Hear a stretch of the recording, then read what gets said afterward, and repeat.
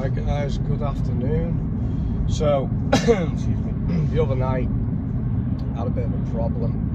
So came out of work quite late, quite cold, about 2 degrees.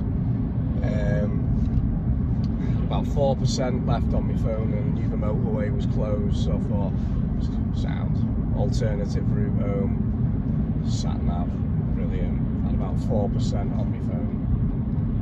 To say, so I was like, comfort of the sat nav. Got in the car, lo and behold, the iDrive doesn't work. So my symptoms were screen completely gone, apart from a faint glow in the background, which showed there was still power to the screen. But obviously, there's just nothing there. The right hand buttons on my steering wheel were all gone. All the iDrive buttons, you know, menu, media, telephone, nav, XYZ, none of them worked. The eject button on the radio didn't work. And my parking sensors, none of them worked. So, cut it short, so I do me 30-mile drive, very annoying, very frustrating. Get home, lock the car up, go in the house, and then I just thought, right, I'm going to go back out after about 10 minutes, just flick the car on, and there it was all back.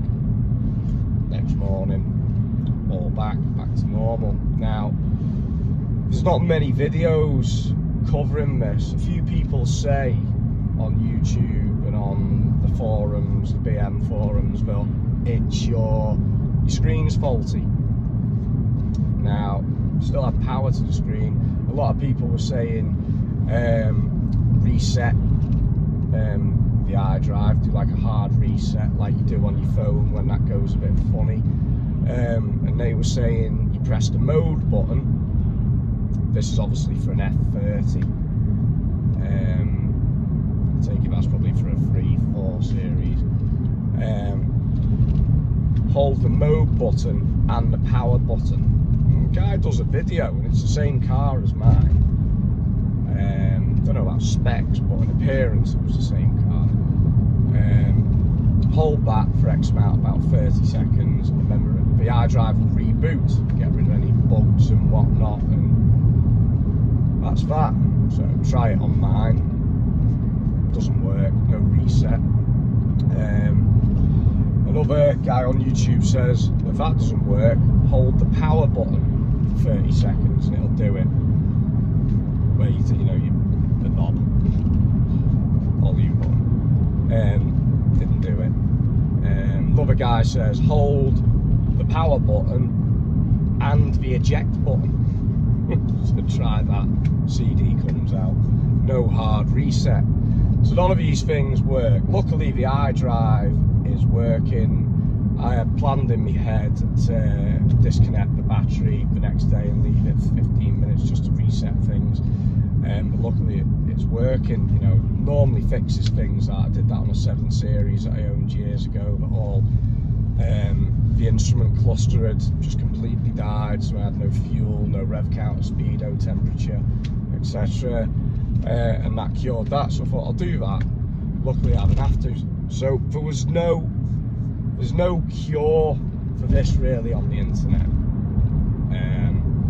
I made some inquiries to see how much to get the larger 10-inch screen, because mine's a smaller one. Just all the updates of Apple CarDrive, you know.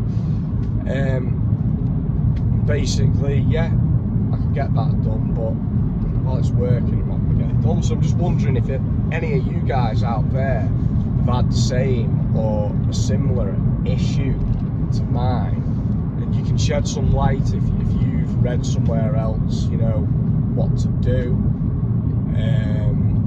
You know, is it the screen, or is it a dodgy wire, or is it just a glitch? You know, 'cause it is a computer at the end of the day. So it'd be nice to know if any of you lot have had the same. just a bit annoying on something like this, because iDrive systems are supposed to be quite reliable, been around for a long time, and when practically everything runs through the iDrive, you need it. You know, you can't get into any of your settings. You know, fair enough, I don't want to change the ambient light, but I want to use my sat nav, I want my parking sensors. You know, luckily still had heating controls. It was just a bit weird. So if anyone's got an F30 and they've got the same issue or had the same issue, nice to hear from you and just see what you did.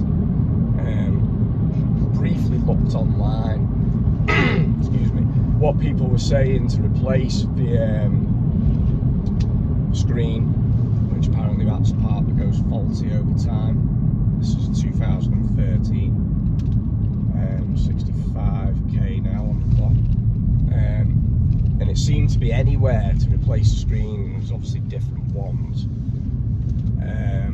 Mine's a smaller screen, but I've seen F30s with a different style, smaller screen, doesn't look as good, and obviously the larger 10-inch screen, which I think this is an 8. And he was saying anywhere between 600 and 1600 to replace it. I don't know if that's true, I've not contacted BMW. Obviously BMW are going to be paying top whack prices. So it'd be just good if any of you have had the same issue, if you could just drop in the comments, let me know, that'd be great. Bit annoying, but 2013, you know, maybe things are going to start going wrong with it. It might cost me a small fortune in the near future. So yeah, it'd be great if you could drop in the comments. Cheers guys, thanks.